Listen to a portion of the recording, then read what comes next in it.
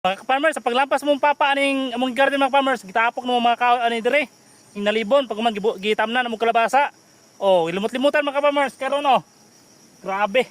Hinog na. Pwede pa yung dako mga farmers. Uy, hapit mahagbong. Gatungtong ramang ni sa kuan god. Gatungtong sa kahoy ba. Ilang tawag kahagbong, maluoy ka kay pwede ra banda ko Wala. Para mag 7 kilos. Na. Oh. Dako kay farmers ay. Blessing. Kami ka farmers, tulo pa jud ni kabok farmers sa usa ka balagon kato. Pagkauman katong nga balagon din, sumpay nga balagon ka farmers oh. Oh. Awa, unsa ka dako. Grabe ka dako sa kalabasa ka farmers pagkauman. Ang sumpay pag yun ka farmers, naa pa isa.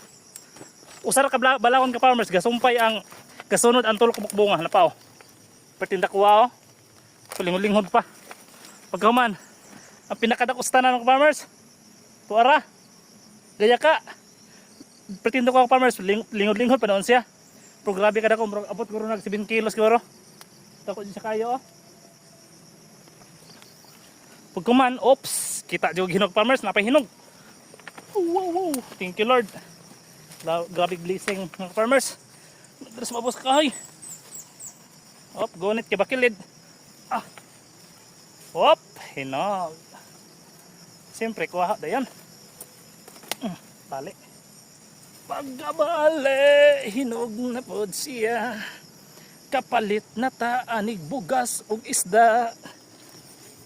Oh, hapit dyan. Ano kabakilid mga farmers? Oh, pinahinay.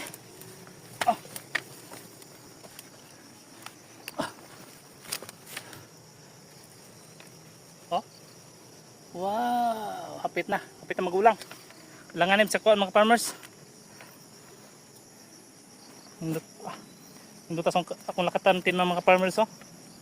Lakatan tin mga farmers. Medyo dago-dago na gid siya. Pero gipantanom mga farmers, mga bungkol pa siya ka farmers. Mga bungkol pa yung lakatan na gipantanom. Pero kinoy dako-dako na gyud. Jud oh. Patong babaw. Tara. Mga lakatan sa farmers, mga bungkol, pinangayon ako natong usa ka idol na akong taga Talairan. Tungod aning vlog kita tagdaghang amigo nya na may mga similya lakatan siyempre pangayuan. Mga basbalos lang kay kuno po si mga yan diri sa akong mga tanom pod ay basta mga isya uy problema basta ina nantay kahatag muna give ante ko na